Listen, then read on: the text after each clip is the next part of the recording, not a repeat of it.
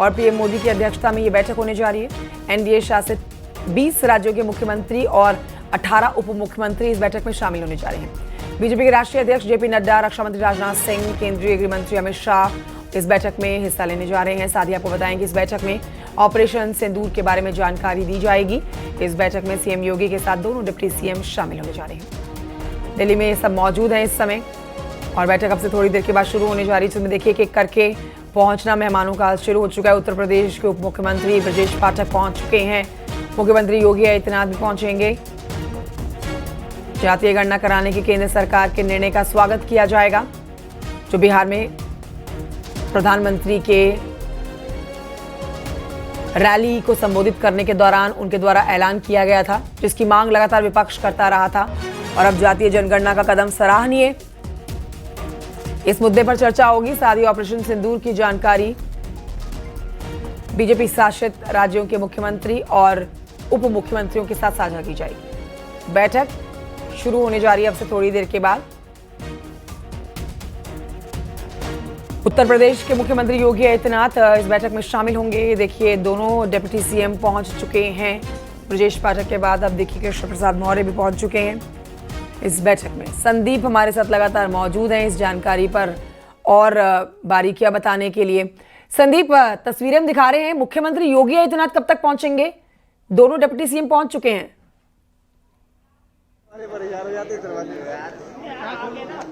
संदीप, आवाज आ रही है?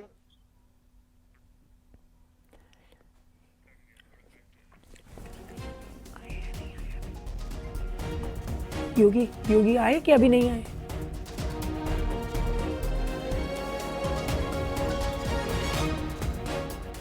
इतनी देर के बाद आपको तस्वीरों में नजर आना शुरू हो जाएंगे। हालांकि कल ही पहुंच चुके हैं दिल्ली। कल रात झमाझम बारिश भी हुई है दिल्ली में।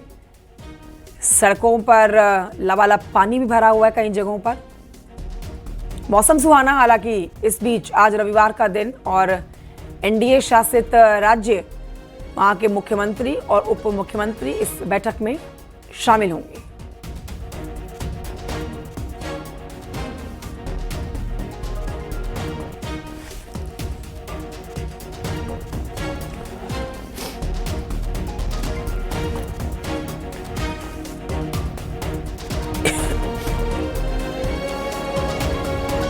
अनिल बलूनी,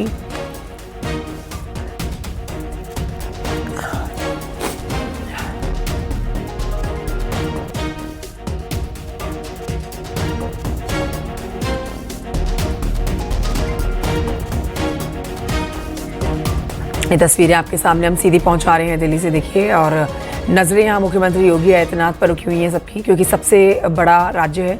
और इस समय उत्तराखंड के मुख्यमंत्री पहुंच गए हैं। पुष्कर सिंह धामी कल नीति आयोग की बैठक में भी शामिल हुए थे और अब इस समय यहाँ पहुंचे हुए हैं। आज के कार्यक्रम में संदीप पांडे के पास चलते हैं। संदीप पांडे, उत्तर प्रदेश के दोनों डिप्टी सीएम पहुंच गए हैं, उत्तराखंड के मुख्यमंत्री पहुंच गए। मुख्यमंत्री योगी आदित्यनाथ कब तक पहुंचेंगे?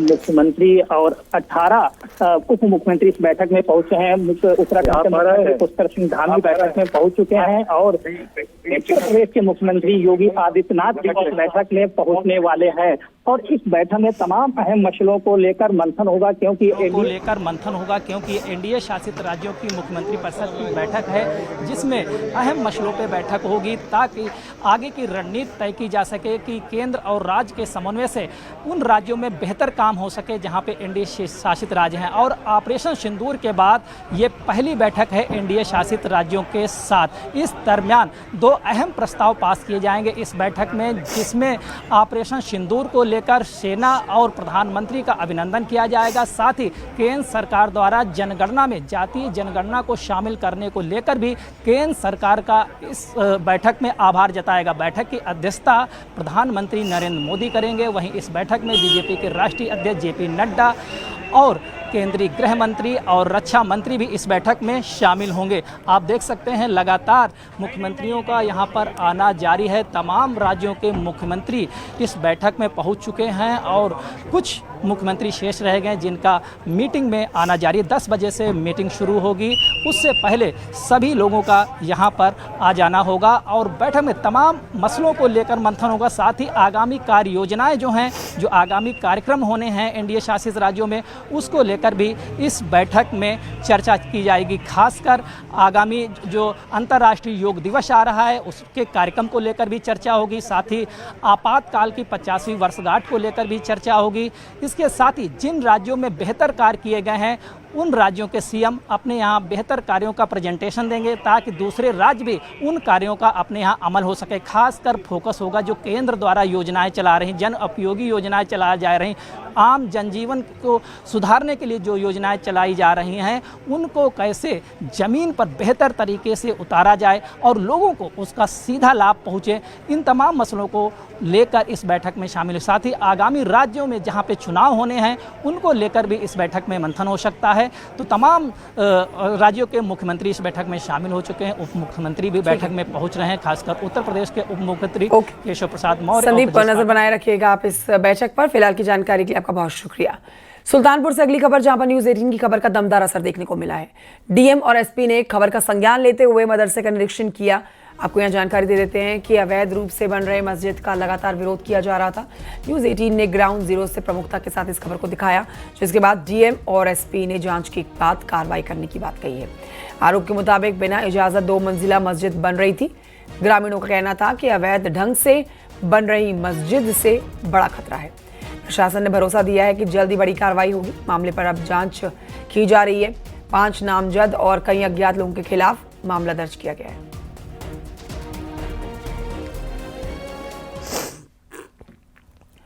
आगरा में ताजमहल पर एंटी ड्रोन सिस्टम लागू किया जाएगा, जो कि जैमर्ड पर बेस होगा।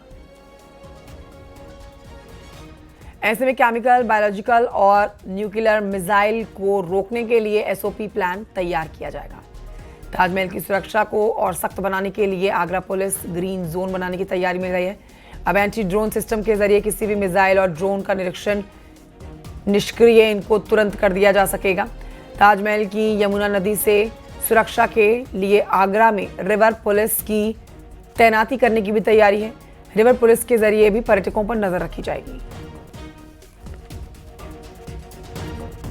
नया स्टीमर बोट भी हमें उपलब्ध हो रहा है, क्योंकि ताजमहल का जो पीछे का हिस्सा है वहाँ जो मेहताब बाग का क्षेत्र है वहाँ पे काफ़ी जंगल वगैरह है, वहाँ से भी इस तरह के हमले लॉन्च किए जा सकते हैं भविष्य में। इस खतरे को देखते हुए पीछे जो जल पुलिस है उसको सुदृढ़ करने के लिए स्टीमर और जो ड्रोन अटैक है, क्योंकि ड्रोन एक वास्तविक खतरा आजकल बन चुका है। अभी जो इंडो पाकिस्तान स्कर्मिश हुआ था उसमें भी हमने यही देखा कि ड्रोन का उपयोग काफ़ी किया जा रहा है। तो एक तो हम लोगों ने धारा 163 बीएनएसएस में उस समय ये सारे ड्रोन प्रतिबंधित कर दिए थे। वो तो एक शॉर्ट टर्म मेजर है, परंतु नॉर्मल टाइम पर भी अगर कोई ड्रोन से ताजमहल को क्षति पहुंचाने की कोशिश करता है या जहां अलाउड नहीं है वहां से फोटोग्राफी करने की कोशिश करता है, उसके लिए एंटी ड्रोन सिस्टम हम लोग इसमें नया लगा रहे हैं। ड्रोन या फिर मिसाइल होगा उसको खत्म कर दिया जाएगा। इसके अलावा जो ग्रीन जोन की शुरुआत होगी तो ग्रीन जोन में आते ही कोई भी व्यक्ति हो, चाहे पर्यटक हो या आम नागरिक, सभी की चेकिंग की जाएगी। इसके अलावा जो रिवर यानी कि यमुना नदी ताजमहल के बराबर से बहती है, वहां पर भी यमुना नदी पर पुलिस की तैनाती की जाएगी। तस्वीर आपको दिखा दें, ये ताजमहल के बराबर से बहती यमुना नदी है, तो ठीक इसके बिल्कुल बराबर में मोहब्बत की निशानी ताजमहल है। हालांकि भारत और पाकिस्तान के बीच जो युद्ध की संभावना बनी, तो उसके बाद से अब लगातार ये नए नए प्रयास किए जा रहे हैं। ताजमहल की सुरक्षा को लेकर नए प्रयास किए जा रहे हैं। यही वजह है कि एडीजी सुरक्षा के द्वारा बीते दिनों ताजमहल का निरीक्षण किया गया था और कई दिशा निर्देश दिए गए थे, जिसमें मुख्य रूप से अब जल्द ही ताजमहल में एंटी ड्रोन सिस्टम लागू कर दिया जाएगा, जिससे कि ताजमहल के आसपास कोई ड्रोन या कोई मिसाइल दिखाई देगा तो एंटी ड्रोन सिस्टम के जरिए तुरंत खत्म कर दिया जाएगा।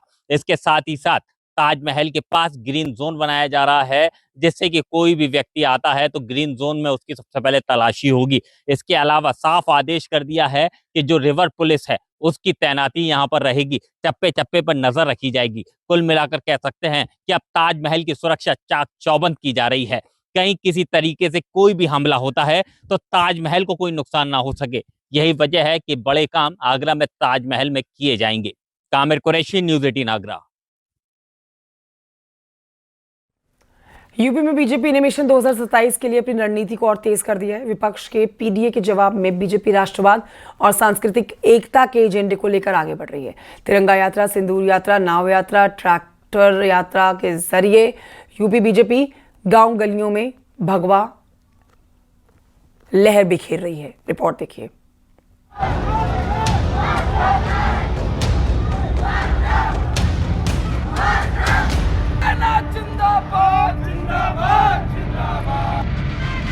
बीजेपी के तिरंगा अभियान में उत्तर प्रदेश देश में नंबर 1 बन गया है। पूरे देश में बीजेपी ने 25,000 तिरंगा यात्राएं आयोजित की, जिनमें यूपी का योगदान 12,000 से ज्यादा यात्राओं का है।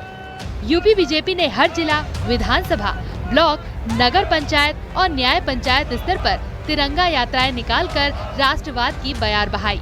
इन यात्राओं ने न केवल बीजेपी के संगठन को मजबूत किया, बल्कि विपक्ष के पीडीएफ फॉर्मूले को भी कड़ी टक्कर दी।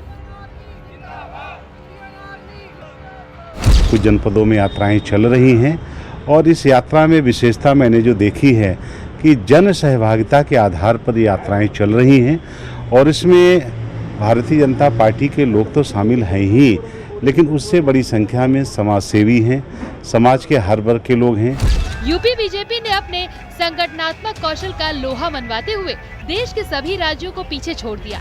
तिरंगा और सिंदूर यात्राओं ने न केवल बीजेपी के कार्यकर्ताओं को जोड़ा, बल्कि आम जनता को भी राष्ट्रवाद के रंग में रंग दिया।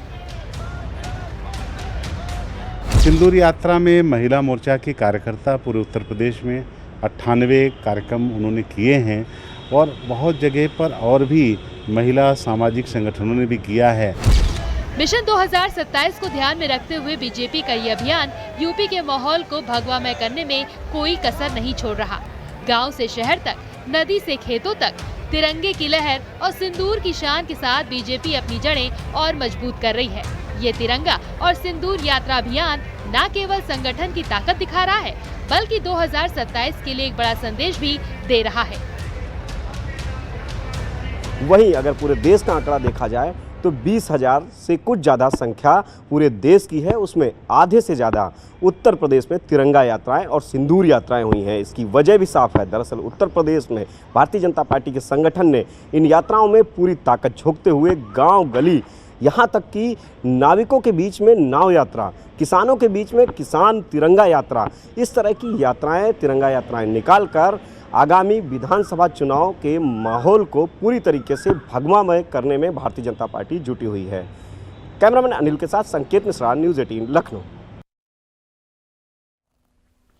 खबर जौनपुर से, जहां पर बीजेपी ने सेना के शौर्य पराक्रम को लेकर तिरंगा यात्रा निकाली। नौपेंडवा बाजार से ये यात्रा निकाली गई है और इस दौरान लोगों ने बढ़ चढ़कर हिस्सा लिया।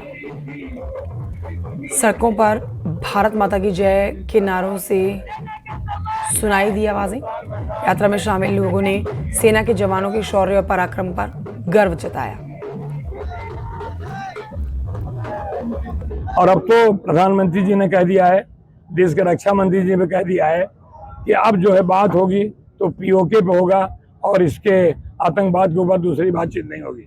और जब तक पीओके आईओके नहीं हो जाता है तब तक भारतीय सेना और हिंदुस्तान के लोग पाकिस्तान से पीओके को हिंदुस्तान में लाने का काम करेंगे। विपक्ष कह रहा है कि सीज फायर भारत ने कराया, इसको क्या करना? विपक्ष लगातार सुन के बड़ी दया आती है। कौन सा विपक्ष, कहाँ के विपक्ष? अगर कोई विपक्ष इस पहलगाम के आतंकवादियों के घटना के बाद अगर कोई टिप्पणी करता है तो मैं कह सकता हूँ आपके माध्यम से, वो हिंदुस्तानी नहीं हो सकता।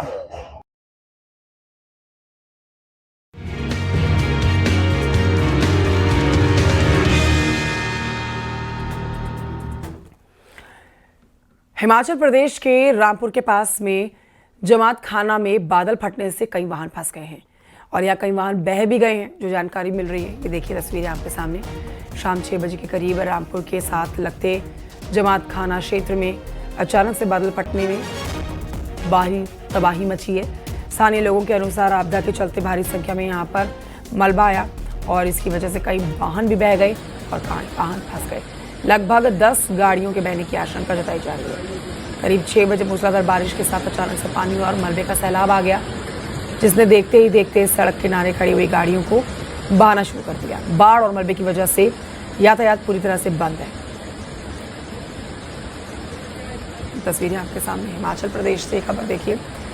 पूरे देश भर में मॉनसून अब लगभग दस्तक दे रहा है और ये प्री मॉनसून की बारिश आप कह सकते हैं। हिमाचल प्रदेश में भी प्री मॉनसून की बारिश शुरू हो चुकी है।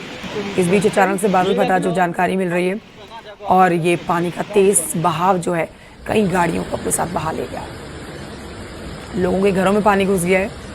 मलबे के अंदर आप गाड़ियों को दबा हुआ देख सकते हैं और सड़क पर नदी बहती हुई आपको नजर आ रही है।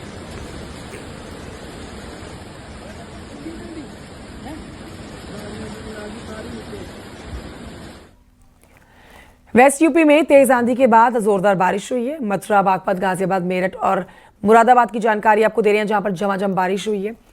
इन जिलों में पानी की निकासी नहीं थी और इसीलिए यहां पर जलभराव हुआ है। देखिए आप सड़कों पर गाड़ियां रेंगती हुई आपको नजर आएंगी। बारिश की वजह से तापमान में गिरावट आई है। मौसम सुहाना हो गया है, लेकिन इसका असर सड़क रेल मार्ग पर देखा जा रहा है। मौसम विभाग ने पहले ही 40 से 60 किलोमीटर प्रति घंटे की रफ्तार से तेज हवाएं चलने का अनुमान जता दिया था।